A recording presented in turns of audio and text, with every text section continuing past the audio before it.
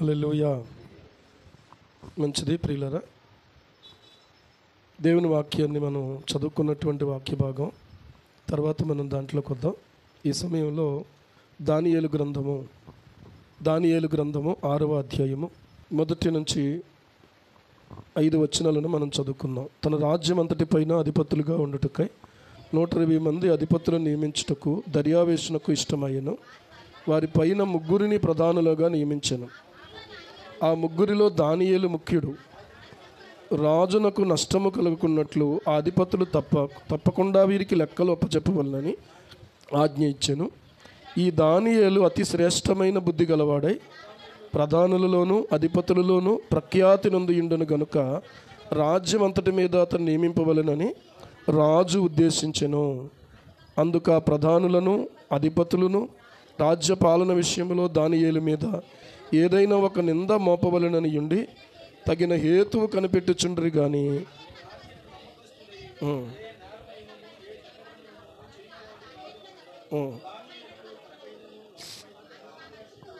అందుక మనుష్యులు అతని దేవుని పద్ధతి విషయమందే కానీ మరి ఏ విషయమందును అతనిలో లోపము కనుగొనలేమనుకొనిరి. చిన్న ప్రార్థన చేద్దాం. పరిశుద్ధుడా పరమ తండ్రి, ఇంతవరకు ప్రభువా కొన్ని విషయాలు మేము మా తండ్రి అయ్యా మా ప్రభువా అయ్యా నీ బిడ్డల్లో నుంచి వినడానికి సహాయం చేసావు. మరొకసారి మరలా నీ వాక్యంలో నుంచి మాతో కూడా కొన్ని మాటలు మీరు తెలియచేయండి. దూరదేశం వెళ్తున్న నీ బిడ్డతో మీరు మాట్లాడండి. అలాగే మా తండ్రి కొంత అవసరతను బట్టి ప్రభువా ఆపరేషన్కు వెళ్తున్నటువంటి కుమారుడితో కూడా మీరు మాట్లాడండి నాయన. ఇక్కడ ఉన్నటువంటి మా అందరితో కూడా మీరు మాట్లాడండి ప్రభువా. ఏది ఏమైనా మా తండ్రి మేము మీ వైపుకే మా చేతులు ఎత్తుతున్నాం, మా కన్నులు ఎత్తుతున్నాం. మీ వైపుకే ప్రభువా మా హృదయాలు తిరిగి ఉన్నాయి తండ్రి. నాతో మాట్లాడండి, మాతో మాట్లాడండి. యేసు ప్రభువు నామములో ప్రార్థిస్తున్నాం మా పరమ తండ్రి. ఆమేన్ ఆమేన్. ప్రియులారా, ఈ దినం ఈ యొక్క సమయంలో లోపము లేనటువంటి మనుష్యుడు అనే అంశం మీద నేను మాట్లాడుతూ ఉన్నా. లోపము లేనటువంటి మనుష్యుడు. నిజంగా ఒక లోపము లేనటువంటి మనుషునిగా మనం ఎలా జీవించగలం? ఒక లోపము లేకుండా ఎలా జీవించగలం? ఏ లోపము లేకుండా ఎలాగైనా ఉంటామా మనం? కానీ ఇక్కడ కనబడుతూ ఉన్నాడు ఒక వ్యక్తి. అతని పేరు ఏంటంటే దానియేలు. ఏం పేరు? దానియేలు అనేటువంటి పేరుకి అర్థం ఏంటంటే ప్రియులారా, దేవుడే న్యాయాధిపతి అని అర్థం. దేవుడే న్యాయాధిపతి అని అర్థం. చెప్పండి, దేవుడే న్యాయాధిపతి. ప్రతి ఒక్కరికి కూడా న్యాయం తీర్చేవాడు ఆయనే. ఈరోజు ఆలోచన చేస్తే బబులోను రాజు అయినటువంటి నెబుకద్నెజరు యెరూషలేము పైన దండెత్తి దేవుని మందిరం అంతా కూడా కొలగొట్టుకుని పోయాడు. అలాగే దేవుని ప్రజలలో ప్రియులారా అందమైనటువంటి వారిని, జ్ఞానము కలిగినటువంటి వారిని, ఇలాంటి వాళ్ళను మాత్రం ప్రత్యేకంగా ఉంచాడు. అది మొదటి అధ్యాయంలో చూస్తాం. వాళ్ళను మనం ఆలోచన చేసినప్పుడు వాళ్ళు ఉన్నటువంటిది తండ్రికి దూరంగా ఉన్నారు, తల్లికి దూరంగా ఉన్నారు, తర్వాత కుటుంబాలకు దూరంగా ఉన్నారు, స్నేహితులు లేరు అక్కడ, వాళ్ళకి ఎవరు తెలియదు. అర్థమవుతుందా? వీళ్ళలో ఒకరికొకళ్ళే స్నేహితులు అయ్యారు. ఎప్పుడు ఎలా ఉంటుందో చెప్పలేం కదా. వీళ్ళలో ఒకరికొకళ్ళు అంటే దానియేలుకు, షడ్రకు, మేషాకు, అబేద్నెగో ఈ నలుగురే ఒకరికొకరు స్నేహితులు. వాక్యంలో రాయబడి ఉంటుంది. మనం చూస్తే ఒక సహవాసం అనేది మనం ఎవరితో సహవాసం చేస్తే వాళ్ళలాగా తయారవుతామట. మూర్ఖులతో సహవాసం చేస్తే చెడిపోతామట. జ్ఞానులతో సహవాసం చేస్తే జ్ఞానం గలవారం అవుతామట. ఆలోచించండి ఈ మాట. సరే, సహవాసం అనేది వాళ్ళకి లేదు నిజానికి. కానీ వీళ్ళ నలుగురే ఒక సహవాసం కలిగి ఉన్నారు. వీళ్ళ నలుగురిది ఒకే మాట, వీళ్ళ నలుగురిది ఒకే ఆలోచన, వీళ్ళ నలుగురిది ఒకే భారం, వీళ్ళ నలుగురిది ఒకే ఇష్టం. వీళ్ళ నలుగురిది కూడా ఆలోచన చేస్తే ఒకే గమ్యమును గురించి వాళ్ళు ఆలోచిస్తున్నారు. ఒక్కటే ఏంటంటే మనము ఇక్కడికి వచ్చాము, నిజానికి మనం బానిసలం. ఇంకా చెప్పాలంటే వాళ్ళకు ఇక పెళ్లి చేసుకున్న పిల్లలు కలగకుండా ఉండడం కోసం అని చెప్పి ఆ రాజు ఏం చేశాడంటే వాళ్ళని నపుంసకులుగా కూడా చేసేసాడు. ఇక వాళ్ళు నపుంసకులు అంటే వాళ్ళకి ఏ విధమైనటువంటి ఆ పిల్లలు పుట్టరు ఇంకా, అలాంటి పరిస్థితి అన్నమాట. కాబట్టి ప్రియులారా, వాళ్ళ జీవితం పోయినట్టే లెక్క. అయితే వాళ్ళ జీవితము చాలా విలువలేనిదిగా చేయబడినట్లు లెక్క. కానీ ఇక్కడ గమనించండి, మనము విలువలేని వారం కావచ్చు, కానీ మన దేవునికి మనం విలువ తెచ్చేవారిగా ఉండాలి అని ఆలోచన చేసుకున్నటువంటి అత్యంత మనం చెప్పుకోదగినటువంటి జ్ఞానవంతులు ఎవరైనా ఉన్నారంటే వీళ్ళ నలుగురే అని చెప్పొచ్చు. హల్లెలూయా. కొంతమంది పుస్తకాలు చదివి ఎంతో జ్ఞానం సంపాదిస్తూ ఉంటారు. కొంతమంది ప్రియులారా ఆలోచన చేస్తే మనకు అర్థమయ్యే విషయం ఏంటంటే మన జీవితంలో, మన బ్రతుకుల్లో కొన్నిసార్లు ఎరగని ఊరిలో మొరగని కుక్క అంటారు. అంటే ఎరగని ఊరిలో మనం ఎలాగైనా ఉండొచ్చని. ఇప్పుడు ఎరగని దేశంలోనికి వెళ్తున్నటువంటి సమయంలో ప్రియులారా ఈ మాటలు ఎందుకు జ్ఞాపకం చేస్తున్నానంటే, ఇప్పుడు తన ఇంటిని విడిచి వెళ్తున్నప్పుడు తన తల్లికి కానీ, తన భార్యకు కానీ, తన బిడ్డకు కానీ ఇక తను కేవలం ఫోన్లో వీడియో కాల్ ద్వారానే మాట్లాడాలి తప్ప ఇక మరొక రకంగా ముఖాముఖిగా దగ్గరగా ఉండే అవకాశం లేదు. కానీ వీరికి మధ్యలో ఉండేటువంటి దేవునిలో నుండి ఒకరినొకరు ఏం చేయాలంటే ఒకరినొకరు ధైర్యపరచుకోగలగాలి, ఒకరినొకరు సంతృప్తిపరచుకోగలగాలి. ప్రతి విషయానికి ప్రియులారా దిగులు చెందకూడదు. నేను చెప్పే మాట ఒకటే, దిగులు అనేది ఖచ్చితంగా ఉంటుంది. ఇప్పుడు వెళ్తున్నప్పటికి కూడా విమానం ఎక్కిన తర్వాత నుంచే దిగులు మొదలవుతుంది, ఎక్కించిన తర్వాత వీళ్ళకి దిగులు మొదలవుతుంది. కానీ ఒక మాట చెప్తాను ఏంటంటే, యూదులైనటువంటి దేవుని ప్రజలకి ఒక ట్రైనింగ్ చేశారేమో అనిపిస్తుంది నాకు. ఎందుకో తెలుసా? రే బాబు, ఒకవేళ నువ్వు ఎక్కడ ఉండొచ్చు, ఎక్కడైనా ఉండొచ్చు, కానీ ఎక్కడున్నా కూడా నీవు దేవుని మర్చిపోకు మొదట. రెండవది ఏంటంటే దేవుని కట్టడను, దేవుని వాక్యపు విధులను మర్చిపోకు. అర్థమవుతుందా? నువ్వు ఎక్కడున్నా సరే మళ్ళీ నీ యొక్క ప్రజలను గుర్తు చేసుకోవాలని ఒక ట్రైనింగ్ వాళ్ళకి ఏమైనా ఇస్తారేమో అనిపిస్తుంది నాకైతే. ఎందుకంటే నిజంగా ఆలోచన చేస్తే సైనికులు ఉంటారు కదా, ఆ సైనికులు ఒక్కొక్కసారి ఒక ప్రాంతానికి వెళ్ళిపోయి ఉండాలి, ఇప్పుడు సరిహద్దు ప్రాంతాల్లో ఉంటారు కొంతమంది సైనికులు. వాళ్ళు ఏం చేస్తూ ఉండాలి? నా భార్య, నా బిడ్డలు, నా తల్లి, నా తండ్రి, నా సోదరుడు, లేకపోతే ఇంకొకళ్ళు అని అనుకుని ప్రియులారా బెంగపెట్టుకోవడానికి లేదు, దిగులుగా ఉండడానికి లేదు. ఎంతసేపు కూడా వాళ్ళు ఏం చేయాలంటే వాళ్ళు సంపాదించిన జీతం ఇంటికి పంపుతూ ఉంటారు, కానీ వాళ్ళకి సరైన సుఖం ఉండదు, వాళ్ళకి సరైనటువంటి సౌకర్యాలు ఉండవు. ఇంకా చెప్పాలంటే కొన్నిసార్లు ప్రాణాలకు వాళ్ళు ప్రియులారా మించి వాళ్ళు పోరాటం చేయాల్సి ఉంటుంది. ఎప్పుడు ప్రాణం పోతుందో తెలియదు, ఎప్పుడు ప్రియులారా ప్రమాదం పొంచి ఉంటుందో తెలియదు. చలైనా పోరాటం చేయాలి, ఎండైనా పోరాటం చేయాలి, వర్షమైనా పోరాటం చేయాలి. మనం వర్షం అయితే ఏం చేస్తాం? నీడకు వచ్చేస్తాం. మంచి అయితే ఏం చేస్తాం? దానికి తగ్గట్టు మనం ఒక నివాస యోగ్యమైన స్థలానికి వచ్చేస్తాం. వర్షమైన మనలను ప్రియులారా కాపాడుతున్నటువంటి సైనికుల విషయంలో ఆలోచన చేస్తే, అలాగే క్రీస్తు యేసునందు కొంతమందిని దేవుడు ఏమంటున్నాడు తెలుసా? క్రీస్తు యేసునందు ఉన్నటువంటి మనం మంచి సైనికుల వలె మనం ప్రియులారా ఆయనతో కూడా శ్రమను అనుభవించే వారిగా మనం ఉండాలనేది దేవుని యొక్క ఆలోచన. హల్లెలూయా. తిమోతికి రాసినటువంటి 2వ పత్రిక 2వ అధ్యాయము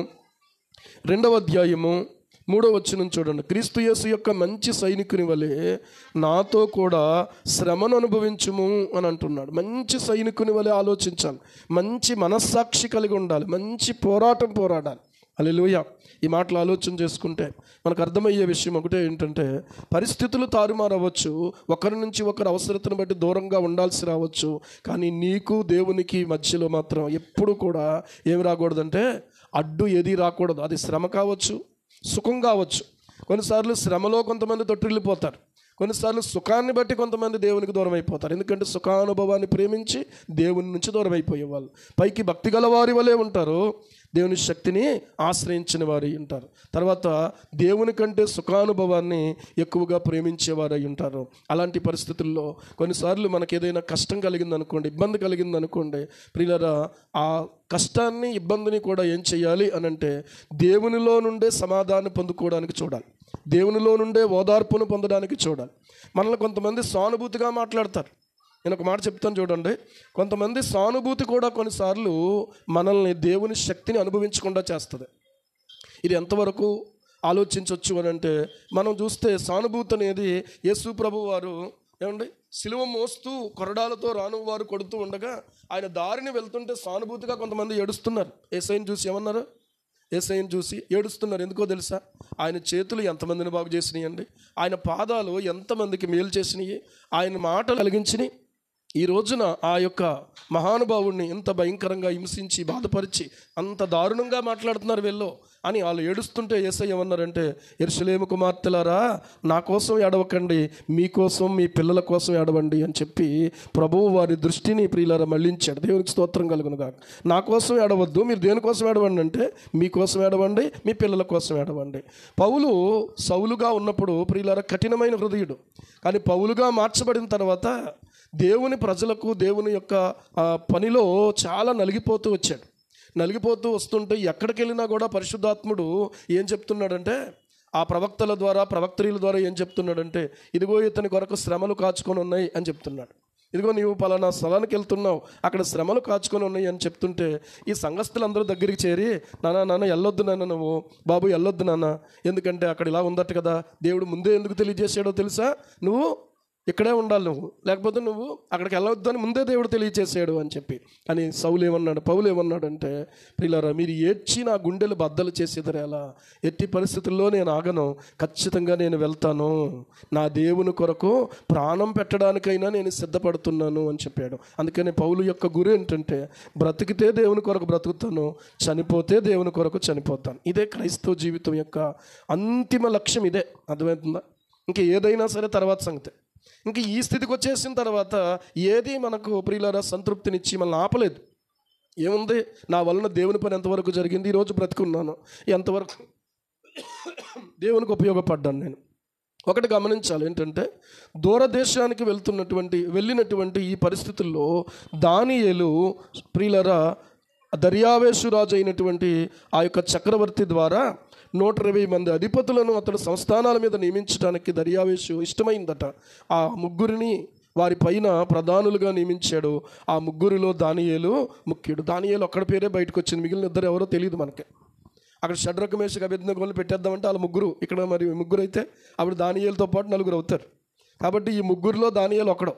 కానీ దానియేలు చూడండి ఏమనుందంటే, దానియేలు వీళ్ళు ఎందుకు నియమించబడ్డారంటే, రాజుకు నష్టము కలగకుండానట్లు అధిపతులు తప్పకుండా ఏం చేయాలి, వీరికి లెక్కలు ఒప్పజెప్పవలెనని ఆజ్ఞ ఇచ్చాను. ఈ 120 మంది ఏం చేయాలంటే, ఈ పైన నియమించబడినటువంటి ముగ్గురు ఉన్నారు కదా, ఈ ముగ్గురులో ఒకడు దానియేలు.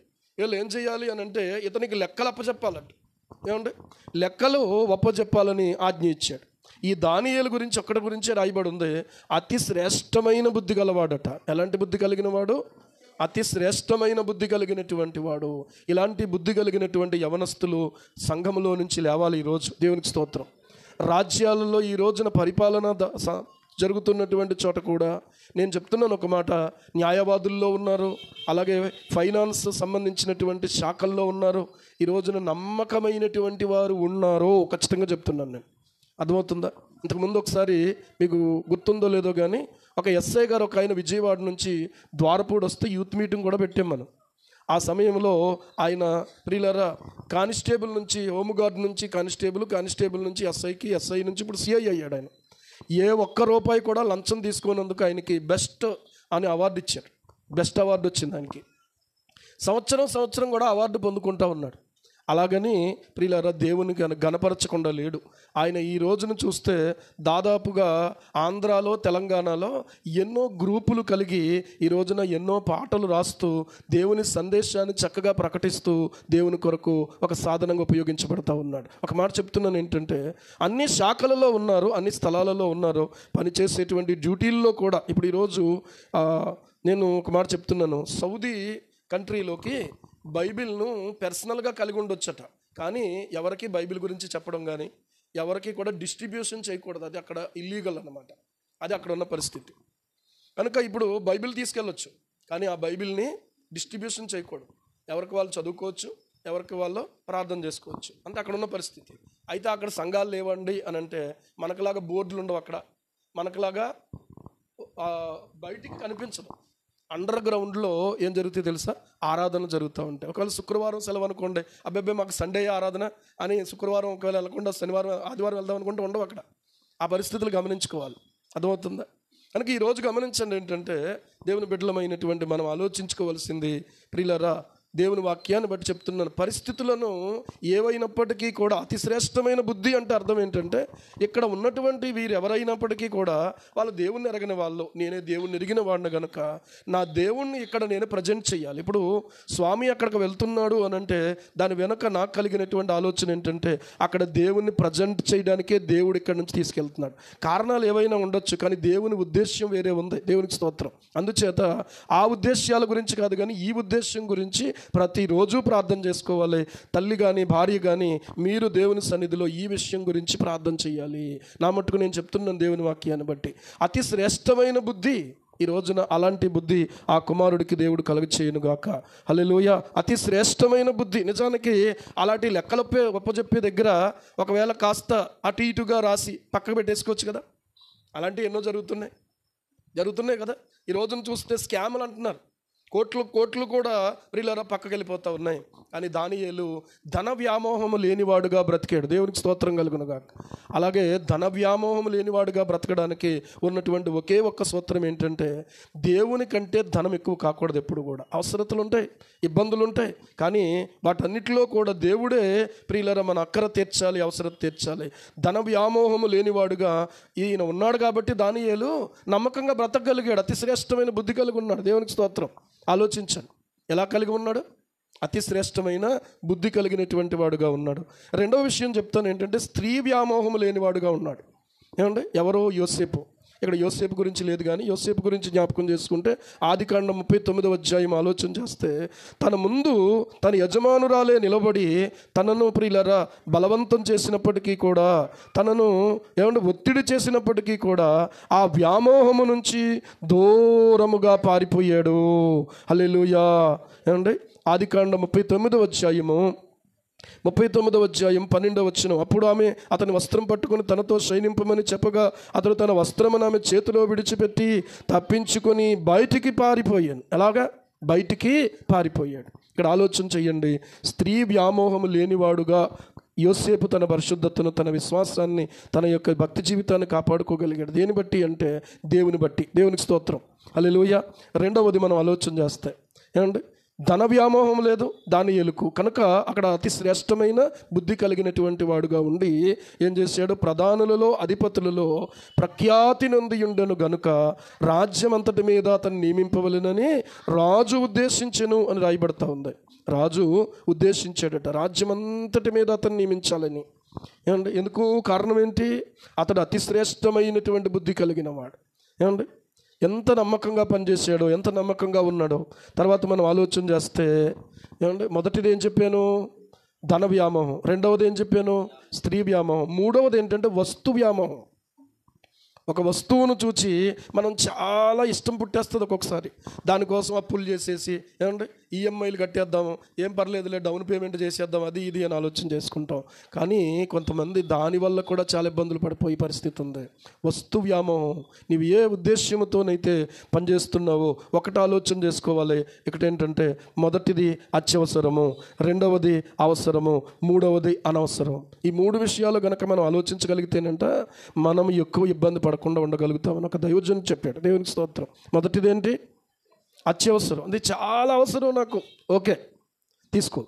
అవసరం అంటే అంత పర్వాలేదులే, దాన్ని మేనేజ్ చేసుకోవచ్చు అని అనుకున్నాం అనుకోండి, కొంచెం ఆగితే మంచిది.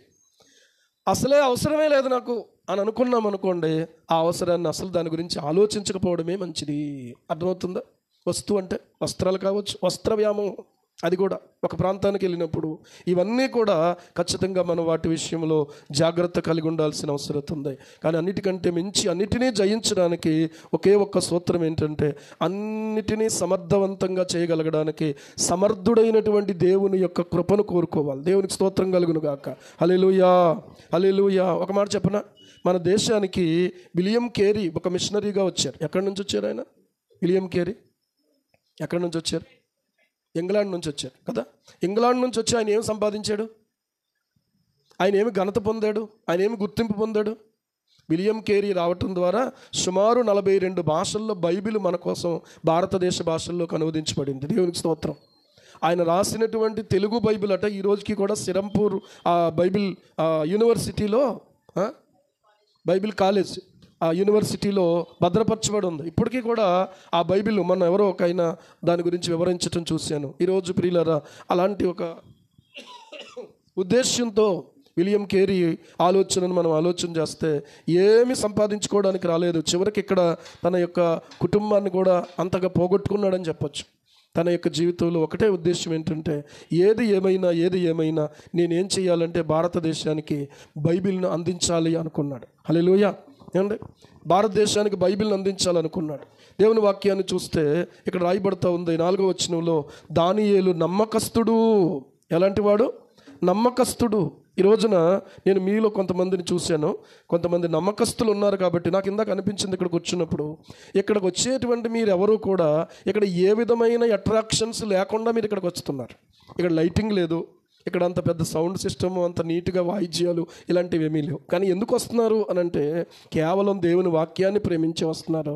మీ ప్రేమ యథార్థమైన ప్రేమ. దేవునికి స్తోత్రం. హల్లెలూయా. మిమ్మల్ని బట్టి దేవుని స్తుతిస్తూ ఉన్నాను ప్రియులారా. కనుక ఈ విషయంలో అంత మాత్రమే కాదు, ఇంకా మనము నమ్మకస్తులమై ఉండాలి. దేంట్లో తెలుసా? ప్రార్థనలో నమ్మకస్తులమై ఉండాలి. రాత్రి అనుకున్నాను, ఉదయకాలం అనుకున్నాను, నిన్న మార్నింగ్ ఫోన్ రాలేదేంటి అనుకున్నాను. ఒకవేళ పాస్టమ్ గారికి చేస్తుంటారు కదా, పాస్టమ్ గారికి చేసేరేమో అనుకున్నాను. పాస్టమ్ గారిని అడిగాను, నాకు ఫోన్ రాలేదన్నారు. ఏమండి, సాయంత్రం అయ్యింది, టైం చూస్తూ ఉన్నాను. సరే 8 గంటలకే మనం ప్రార్థన చేస్తుంటాం కదా, ట్రై చేద్దాం అనుకున్నాను. చేస్తే స్విచ్ ఆఫ్ వచ్చింది, రాని ఫోన్. తర్వాత ఫోన్ చేస్తే మార్నింగ్ లేవలేకపోయానండి అంది. ఒక మాట అడుగుతున్నాను, మీరు మిగిలినటువంటి వాళ్ళు అంటే రాణి చేస్తుంది కాబట్టి మనం నిద్రపోవచ్చు అనుకుంటున్నారా యవనస్తురాలు? మీరు నమ్మకంగా ఈ సమయం ఒకవేళ తను చేయలేకపోతే కూడా, ఇంకొక మాట కూడా చెప్తాను. నమ్మకత్వం అంటే ఏంటంటే, ఇదిగో నేను చేయలేకపోతున్నాను, నేను తెల్లవారే ఇలాగ నాకు కొంచెం మెలకువ చెయ్యండి అని అమ్మాయి అయినా మీకు చెప్పాలి. లేదంటే మీరైనా ఏం చేయాలంటే, అక్క రేపు మార్నింగ్ మేము తీసుకుంటాం అని మీరు ఎందుకు తీసుకోకూడదు? ఇదేనా తప్ప? ఇదేనా చెడ్డ పనా?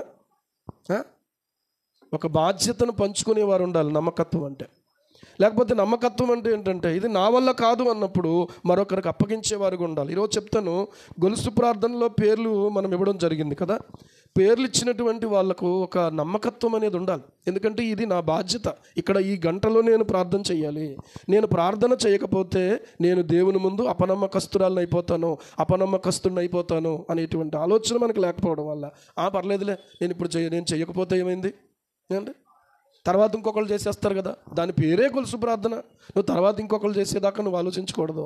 ఇప్పుడు నువ్వేం చేస్తున్నావు? కొంతమంది ఉన్నారు, కొన్ని సందర్భాల్లో బిడ్డలు ఫోన్ చేసి ఇలాగ అవుతుందండి, మాకు ఇబ్బందిగా ఉంది అని అన్నప్పుడు కొన్ని సందర్భాల్లో సర్దుకోవడం జరుగుతుంది, కొన్ని సందర్భాల్లో సర్దుకోవడానికి వీలు పడట్లేదు. నమ్మకత్వం అనేటువంటిది ఒక నమ్మకత్వం అనేది మనం కలిగి ఉండాలి. ఏం కలిగి ఉండాలి? ఒక నమ్మకత్వం కలిగి ఉండాలి.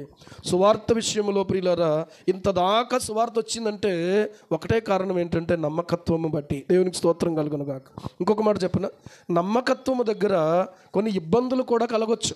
అక్కడ చూసేది ఒక మాట, దానియేలు మీద ఏదైనా ఒక నింద మోపవలెనని ఉండి అన్నాడు. ఎవరి మీద?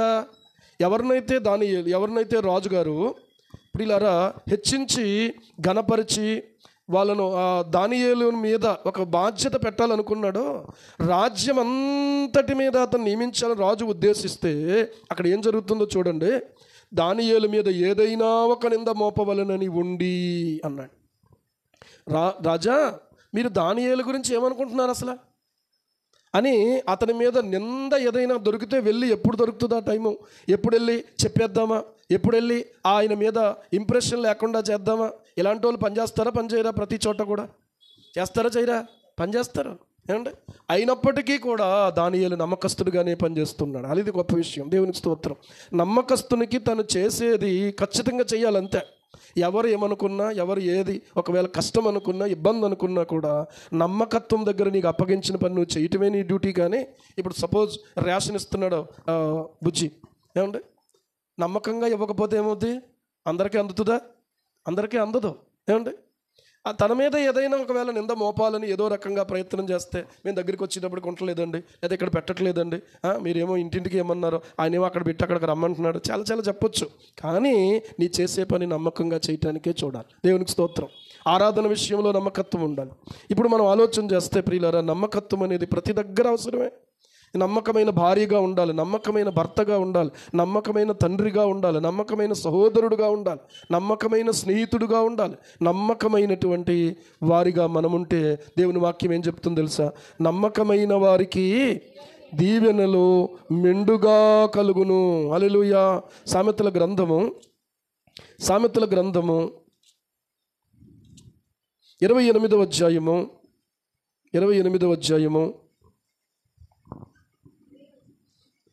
20వ వచనం, నమ్మకమైన వానికి దీవెనలు మెండుగా కలుగును అని అంటే అర్థం ఏంటంటే, యోసేపు నమ్మకస్తుడు, యోసేపును దేవుడు మెండుగా దీవించాడు. దేవునికి స్తోత్రం. అబ్రహాము నమ్మకస్తుడు, అబ్రహామును దేవుడు మెండుగా దీవించాడా, తక్కువగా దీవించాడా? దీవించాడు. దేవుని వాక్యంలో చూస్తే నమ్మకమైన మనస్సు కలిగిన వాడు నెహెమ్యా గ్రంథంలో అబ్రహాము గురించి రాయబడి ఉంది. ఎలాంటి మనస్సు కలిగి ఉన్నాడో, కష్టమైనా నష్టమైనా కూడా, ఇరుకైన ఇబ్బంది అయినా కూడా సరే, ఇప్పుడు ఇతను ఇరుకును పెట్టాలని దానియేలు గురించి ప్రియులారా రాజుగారి దగ్గర ఒక మనవి చేశారు. ఇతడు ఎక్కడ దొరుకుతాడంటే ఇతడు కేవలము ప్రార్థన యందే దేవుని పద్ధతి విషయంలోనే దొరుకుతాడు. ఇంకెక్కడ దొరకడు, ఎక్కడ కూడా దొరకడు. ఏం చేద్దాము అని అంటే 30 దినాల వరకు ఏ దేవుని యొద్ద కానీ ఎవరి యొద్ద కానీ మనవి చేయకూడదు. ఎవరు కూడా కేవలం రాజుగారి దగ్గరే మనవి చేయాలి. ఒక చట్టం చేయించాలనుకున్నారు. నమ్మకమైనటువంటి వాళ్ళకి ఒక పరీక్ష వస్తుంది. ఇందాక నేను కారులో వచ్చేటప్పుడు ఆలోచిస్తూ ఉన్నాను, ప్రార్థన చేస్తూ ఉన్నాను. ఏంటో తెలుసా, పరీక్షలు రాబోతున్నాయి అని అన్నప్పుడు విద్యార్థులు ఏం చేస్తారు? క్రికెట్ ఆడుకుందాం, లేకపోతే వాలీబాల్ ఆడుకుందాం, లేకపోతే చెస్ ఆడదాం అని ఎవరైనా ఏమన్నా ఆలోచన చేస్తారా? ఇప్పుడు కొద్ది రోజుల్లో 10th, ఇంటర్, డిగ్రీ ఎగ్జామ్స్ ఒకదాని తర్వాత ఒకటి మొదలైపోతున్నాయి. 10th ఫస్ట్ ఇంటర్ ఏమో కదా, నెక్స్ట్ 10th. కాబట్టి 1 by 1 ఏమైపోతున్నాయి. ఇప్పుడు మళ్ళీ నెక్స్ట్ మంత్ వచ్చేటప్పటికల్లా పరీక్షల కోసం పరుగులు తీస్తారు. మరొక మాట చెప్తున్నాను, ఇప్పుడు రాబోతున్నటువంటి కాలంలో పరిశుద్ధాత్ముడు నాకు ప్రియులారా ప్రేరేపించినటువంటి విషయం చెప్తున్నాను.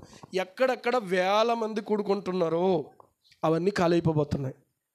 100లలోనికి 10లలోనికి వెళ్ళిపోబోతున్నాయి. అర్థమవుతుందా? ఎందుకో తెలుసా?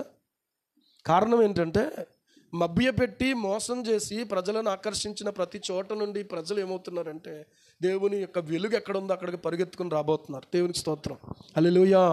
ఖచ్చితంగా జరగబోయే విషయం ఇది. భారతదేశంలో త్వరలో జరగబోయే విషయం ఇది. ఖచ్చితంగా మీరు ఈ విషయాన్ని గురించి దేవుడు నాకు తెలియపరిచిన విషయం నేను మీకు చెప్తున్నాను. ఒకవేళ ఇప్పుడు మనం ఇక్కడ కొద్దిమందే కనబడవచ్చు, మనం ఏంటి కొద్దిమంది అనుకోవచ్చు.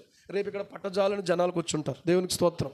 అప్పుడు ఇదేంటంటే పాస్టర్ గారు మీరు ఇంత చిన్నది తీసుకున్నారు అని అనే పరిస్థితి వస్తుంది. కాబట్టి ప్రియులారా దిగులు చెందొద్దు. కొద్దిమంది అయినా కూడా మనం మంద ఎంత అనేది కాదు, దేవుడు మనతో ఉన్నాడు అనేదే ముఖ్యం. దేవునికి స్తోత్రం కలుగును గాక, హల్లెలూయా. ఒక ఇబ్బంది ఏర్పడింది, ఒక పరీక్ష ఏర్పడింది. ఇప్పుడు నెక్స్ట్ ఏం జరగబోతుందంటే పరీక్ష కాలం రాబోతుంది. భారతదేశంలో ఇప్పటి వరకు ఉన్న పరిస్థితులన్నిటినీ మనం అవగాహన చేసుకోగలిగితే పరీక్షలు వస్తున్నాయని పిల్లలు ఎలాగా పరిగెడుతున్నారో ఇప్పుడు మనం ఏం చేయాలంటే ఏక మనస్సు కలిగి ప్రార్థించడానికి, ఏక మనస్సు కలిగి కన్నీళ్లు కార్చడానికి, ఏక మనస్సు కలిగి మన బ్రతుకులు దిద్దుకోవడానికి, ఏక మనస్సు కలిగి దేవుని శక్తి పొందుకోవడానికి ప్రియులారా ఇప్పుడు మనం సమయం కేటాయించాలి. ఇంతవరకు తిన్నాము త్రాగాము, లేకపోతే అనుకున్నవన్నీ దేవుడు నెరవేర్చాడని ఆనందించాం, సంతోషించాం. కానీ ఇప్పుడు పరీక్షలు రాబోతున్నాయి భారతదేశంలో. మనం ఏం చేయాలి? ఇప్పుడు పరీక్షలు వస్తున్నాయి అంటే పిల్లలు ఎంత శ్రద్ధతో పుస్తకాలు తీసుకొని చదువుకొని మళ్ళీ రివిజన్ చేసుకొని మళ్ళీ అలా ప్రిపేర్ అవుతున్నారో ఇప్పుడు మనం ప్రిపేర్ అవ్వాల్సిన అవసరం ఉంది. రావు అని అన్నటువంటి మాటలు ప్రియులారా నమ్మొద్దు. దేవుని వాక్యంలో ప్రభు చెప్పినటువంటి మాట, నశించిపోవు సువర్ణం అగ్ని పరీక్ష వలన ఏమవుతుంది? పేతురు రాసిన మొదటి పత్రిక 1వ అధ్యాయము 7వ వచనం ప్రకారంగా ప్రియులారా నశించిపోవు సువర్ణము అగ్ని పరీక్ష వలన శుద్ధపరచబడుచున్నది కదా, దానికంటే అమూల్యమైన మీ విశ్వాసము శోధనల చేత పరీక్షకు నిలిచినదై యేసుక్రీస్తు ప్రత్యక్షమైనప్పుడు మీకు మెప్పును మహిమయు ఘనతయు కలుగుటకు కారణమగును. ఇది ఎందుకొరకు? ఇప్పుడు ఆపరేషన్కి వెళ్తున్నప్పుడు కొంత బాధ అనిపిస్తూ ఉంది. కానీ ఇక్కడ నాకు అర్థమైన విషయం ఏంటంటే తను ఆపరేషన్కి వెళ్ళొచ్చు, కానీ మనకు కూడా ఒక ఆపరేషన్ జరగబోతుంది. అర్థమవుతుందా? ఏంటో తెలుసా? మీ విశ్వాసం అగ్ని పరీక్ష వలన శుద్ధపరచబడుతుంది. బంగారం ఎలా శుద్ధపరచబడుతుందో దేవుడు శుద్ధి చేయటానికి సంఘాన్ని పరిస్థితులు ప్రతికూలం చేయబోతూ ఉన్నాడు. ఇది దేవుని వాక్యాన్ని బట్టి నేను మీకు మనవి చేస్తున్నాను. అయితే ఇప్పుడు మనం ఏం చేయాలి? ప్రభు అది మార్చునైనా ఇది మార్చునైనా అని కాదు, మనం ఏమని చేయాలంటే ప్రభు రాబోతున్న పరిస్థితులను ఎలా ఎదుర్కొనే శక్తిని నాకు అనుగ్రహించునైనా అని ప్రార్థన చేయాలి. హల్లెలూయా. యేసు ప్రభువు యొక్క బిడ్డలుగా ఈ రోజున మనము ఆయన కొరకు నిలబడాల్సినటువంటి పరిస్థితులు మన దగ్గరకు వచ్చినాయి. ఇప్పుడు ఒకవేళ నువ్వు దేవుడిని నమ్మేవు కదా, నీకు కష్టం ఎందుకు వచ్చింది? కష్టం రాదని నా ప్రభువు చెప్పలేదు, కష్టం రాదని నాకు చెప్పిన సువార్థికులు చెప్పలేదు, బైబిల్లో అపోస్తలులు చెప్పలేదు. ఈ కష్టం ఎందుకు వచ్చింది అనే ప్రశ్నే లేదు అసలు. కష్టం ఎందుకు వచ్చింది అంటే నన్ను ప్రభువుకు దగ్గర చేయడానికి వచ్చిందని చెప్పాలి. దేవునికి స్తోత్రం కలుగును గాక. ఎందుకు వచ్చింది చెప్పండి. ఇప్పుడు ఈ కష్టం వచ్చింది, ఒక చట్టం చేయబడిపోయింది. ఆన్ ది స్పాట్ అక్కడి నుంచి పారిపోవాలి లెక్క ప్రకారంగా, లేకపోతే దానియేలు ప్రార్థన మానేయాలి. కానీ దానియేలు ఏం చేశాడు? అనుదినము 3 మోకాళ్ళుని ప్రార్థన చేస్తూ ఏమంటే యెరూషలేము తట్టునకు కిటికీలు తెరబడి ఉండగా ప్రార్థన చేస్తూ వస్తున్నాడు. ఇది ఏం సూచిస్తూ ఉంది అని అంటే కష్టం వచ్చినా కూడా దేవునికి దగ్గర అయ్యాడు, కానీ దానియేలు దూరం అవ్వలేదు. చప్పట్లు కొట్టి దేవుని మహింపరచండి. ఏమండి, ఏమొచ్చినా కూడా కష్టం వచ్చింది కదా, 30 రోజులు ప్రార్థన చేయకపోతే ఏమైంది అనుకుంటాం మనం అయితే. అంతే కదా. ఏ దేవుని యొద్ద మనం చేయకూడదు, ఏ మనుష్యుని యొద్ద మానవుని యొద్ద మనం చేయకూడదు. ఎవరి దగ్గర మనం చేయాలంట? ఏమంటే చక్రవర్తి ఏం తీర్చగలడు? ఎంతమందికి చేయగలడు ఆయన? ఎంతమంది కన్నీళ్ళు తొడవగలడు? ఎంతమందికి సహాయం చేయగలడు? ఎంతమంది ఇబ్బంది తీర్చగలడు? చాలినటువంటి దేవుడు, సర్వాధికారి సార్వభౌముడైన దేవుడు మాత్రమే. హల్లెలూయా. అందరికీ చాలినవాడు. ఇప్పుడు ఒక శ్రమలోకి వెళ్తున్నప్పుడు దేవుడు అంటున్నాడు, శ్రమలో నేను నీకు తోడై ఉంటాను అంటున్నాడు. కీర్తన గ్రంథము 91వ కీర్తన మనం చూసినట్లయితే, 91వ కీర్తన మనం చూసినట్లయితే కొంచెం మీరు ఓపిక పట్టండి. 91వ కీర్తన మనం చూసినట్లయితే 15వ వచనంలో, 14వ వచనంలో, 15వ వచనంలో చూస్తే, శ్రమలో నేను అతనికి తోడై ఉండేదను, అతన్ని విడిపిస్తాను, అతన్ని గొప్ప చేస్తాను అంటున్నాడు. ఏం చేస్తాను? అతన్ని గొప్ప చేస్తాను. దానియేలును గొప్ప చేయడానికి శ్రమ వచ్చింది, అంతేగాని దానియేలును తక్కువ చేద్దాం అనుకున్నారు. ఇంకా దానియేలు పని అయిపోయింది అనుకున్నారు వాళ్ళు. ఎందుకంటే ఇంకా నెక్స్ట్ ఏంటి 1 2 3 4 5 6 7 ఇంకెన్ని రోజులు ఉన్నాయిరా? 23 days. ఇంకెన్ని రోజులు ఉన్నాయి? మళ్ళీ లెక్కటి ఇంకెన్ని ఉన్నాయి? ఇంకా నెక్స్ట్ వీకే, ఇంకా అయిపోయింది టైము. నెక్స్ట్ ఈ సాయంత్రం ఏం చేస్తారంటే తీసుకెళ్ళి దానియేలును సింహాల గుహలో వేసేస్తారు. కానీ దానియేలును వాళ్ళు ఏమనుకున్నారంటే, అస్సలు దానియేలు చరిత్ర అయిపోయిందిరా, ఇంకా వీళ్ళు ఎంతో సంతోషంగా సంబరంగా అనుకుంటూ ఉంటే దేవుడు దాన్ని తిరగజేసేసాడు. దేవునికి స్తోత్రం కలుగును గాక. చరిత్రను తిరగరాసే దేవుడు మన దేవుడు. ఆయన అంటున్నాడు ఏంటంటే, దానియేలు బయటకు వచ్చిన తర్వాత, దానియేలు ఏంటి, దానియేలు ఏమయ్యాడు తెలుసా? దర్యావేషు కాలమందు, కోరేషు కాలమందు వర్ధిల్లాడంట. దేవునికి స్తోత్రం కలుగును గాక. ఆయన కృప నిరంతరం ఉంటుంది. ఎవరికి ఎలాగ కృపనివ్వాలో ఆయన ఇస్తాడు, ఆయన సహాయం చేస్తాడు, ఆయన నడిపిస్తాడు. ప్రియులారా, ఈరోజు నేను ఒక మాట అంటున్నాను ఏంటంటే, ఈ బిడ్డలిద్దరిని కూడా దేవుడు తన రక్తం పెట్టి కొనుక్కున్నాడు. ఏం పెట్టి కొనుక్కున్నాడు? రక్తం పెట్టి కొనుక్కున్నాడు. కన్నా తల్లిదండ్రులు ఉన్నారు, కానీ నూతనంగా జన్మనిచ్చినటువంటి దేవుడు ఉన్నాడు. దేవునికి స్తోత్రం కలుగును కాక. పుట్టించిన దేవుడు ఉన్నాడు, విమోచించినటువంటి దేవుడు ఉన్నాడు. ఈ రోజున ప్రియులారా, వారి పట్ల దేవునికి ఒక ఉద్దేశం ఉంది. ఇప్పుడు సామ్యూల్ కిరణ్ ఒక ఆపరేషన్కి వెళ్తున్నాడంటే మళ్ళీ ఈ ఆపరేషన్ ఏంటి అనే క్వశ్చన్ వద్దు. ప్రభువా, నీ ఉద్దేశం ఏదో ఉంది, ఆ ఉద్దేశం ప్రకారంగా నా కుమారుణ్ణి నువ్వు సిద్ధపరచబోతున్నావు. ఇదిగో ఈ కుమారుడు స్వామి ప్రియులారా తను దూరదేశం వెళ్తూ ఉన్నాడు, తన పట్ల నీ ఉద్దేశం ఏదో ఉంది, ఆ ఉద్దేశాన్ని నువ్వు నెరవేర్చుకోవాలి తండ్రి అని మనం ప్రార్థన చేయటానికి మనం ఉన్నాం. ప్రియులారా, ఈరోజు మన జీవితాల్లో కూడా, మన బ్రతుకుల్లో కూడా ఆలోచించుకోవాలి. ఒకసారి ఒక ప్రకటన విన్నాను ఏంటంటే, మందిరంలోకి వెళ్తున్నావా, బైబిల్ పట్టుకుని వెళ్ళు. సెల్ ఫోన్ పట్టుకుని కాదు, బైబిల్ పట్టుకుని వెళ్ళు. మందిరంలోకి వెళ్తున్నావా, పెన్ను నోట్బుక్ పట్టుకుని వెళ్ళు. మందిరంలోకి వెళ్తున్నావా, ముందే కానుక సిద్ధపరచుకుని వెళ్ళు. మందిరంలోకి వెళ్తున్నావా, సమయానికి వెళ్ళు. మందిరంలోకి వెళ్తున్నావా, శ్రద్ధతో వెళ్ళు. మందిరంలోకి వెళ్తున్నావా, ఈ రోజే నీకు అవకాశం ఉంది, రేపు మళ్ళీ నీకు అవకాశం ఉంటుందో లేదో తెలియదని ఈరోజు ఆలోచించుకుని వెళ్ళు అని చెప్పి ఒక చిన్న శీర్షిక చూశాను నేను.